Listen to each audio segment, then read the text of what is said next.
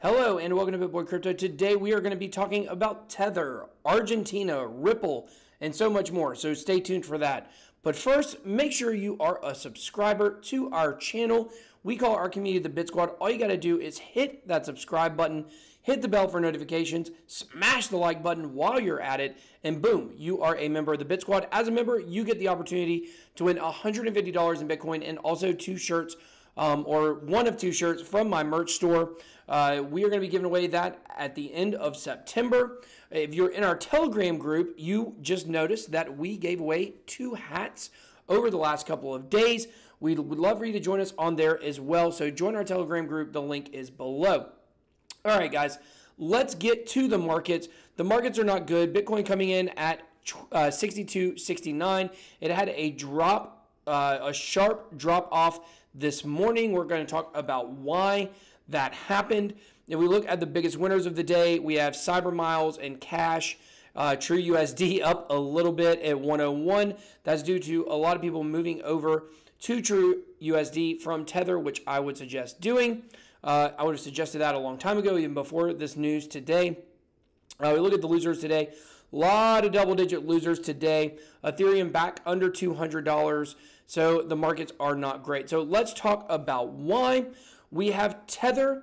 This is Omni Explorer. So Omni Explorer is actually the platform that Tether is on. You would use it just like an Ethereum Explorer. You can see the transactions. As you guys can see, there has not been a Tether transaction sent 6:37 a.m. this morning. And basically there is some kind of parsing issue that they're having supposedly, but the blockchain is basically frozen at this point. So if you have Tether on exchange, that's not going to affect you right now. If you were to take your Tether and move it to another wallet or off of the exchange, then you could be affected. But like I said, I would move your Tether over to True USD. You may have to make a Tether to Bitcoin and then Bitcoin to True USD swap if you're using Binance. But that's my suggestion. Of course, only my personal opinion, not financial advice. So why is this happening? Well, this is Omni. Omni_layer is actually the Twitter account of the Omni platform. And they basically, like I said earlier, they said it is an issue with a parsing engine.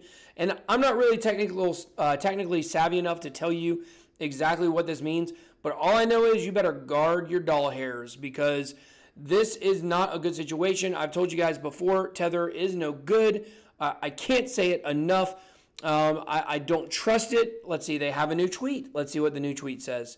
The new tweet says, update, they've got 2,000 blocks remaining, so they are making progress on fixing this. But until this is fixed, I would be very, very careful.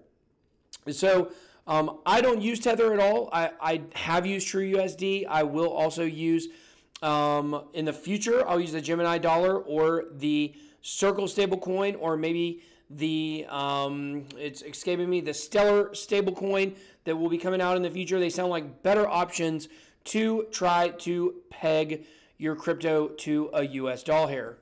So let's take a look at another story. We have The Economist, the magazine. We made fun of them on a recent video, but they say that 2020 will be worse than the 2008 recession. Why is this important? Well, it's important because where are people going to put their money if there is a crash?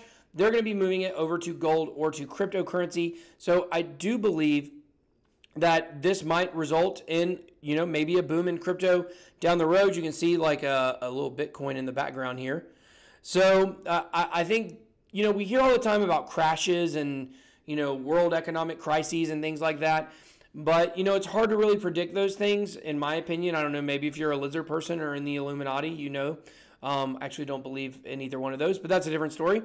But, it seems like there's a lot of predictions about things like this, but, you always want to be ready. That's really the best way to say this. You always want to be ready in case something like that happens. So if you're in crypto, then you're probably ready.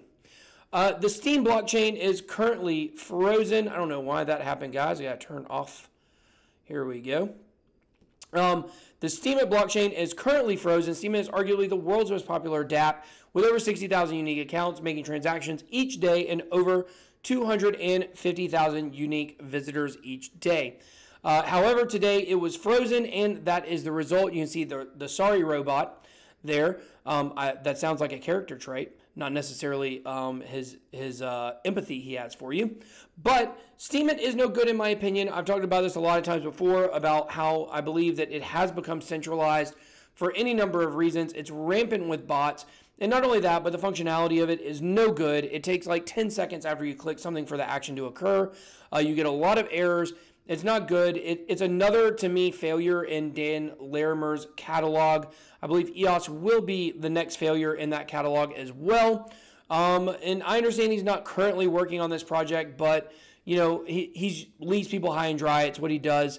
And also, I just don't think a lot of the stuff he's put out is great. So steemit is not something I want to use, and this is just another example of why. You can now pay for an Uber with Bitcoin in Argentina. Bitcoin has come to the rescue. Basically, credit cards, as we know, are centralized, and anyone can shut them off or not accept them, or basically the bank can just, you know, say we're not going to let you use our card anymore if they want to. And now Bitcoin is solving that problem. So in Argentina, credit cards have been banned. You can't use them there to pay for Uber, but no one can stop Uber from taking Bitcoin there. So this is kind of a real world use case come to fruition. We've seen it, you know, we're seeing it in other countries where there are financial collapses and things like this. We're seeing it in Venezuela, Iran, Turkey, hyperinflation.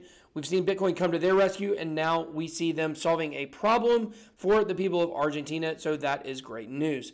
So last story of the day, just talk about Ripple xrapid, which is one of the 3 products that Ripple has. xrapid, xcurrent, and xvia. xrapid, the commercial app, could go live as soon as next month. So if the markets were to turn around, you could expect a pretty big pump on that rumor. And of course, once the app is released, I'm sure everyone will dump it. That is what we usually see. But I do think that XRP is a solid pick. It is one of the more stable projects all across cryptocurrency. The reason being they're backed by so much money from Ripple itself, and Ripple puts out good products. We can argue about the centralization fact of XRP and Ripple as a company, but we can't really argue against the results and things that they do because they do seem to be headed in the right direction. So that is everything I've got for you guys today. Big shout out to the Bit Squad, to everybody liking and sharing our content. Don't forget to enter our contest. You can win $150 hairs in BTC, as well as 2 shirts from my merch store, like I said. So you just got to make sure you're a member of the Bit Squad. Smash that like button for the 1, 2, 3 count. Until next time, BitBoy out.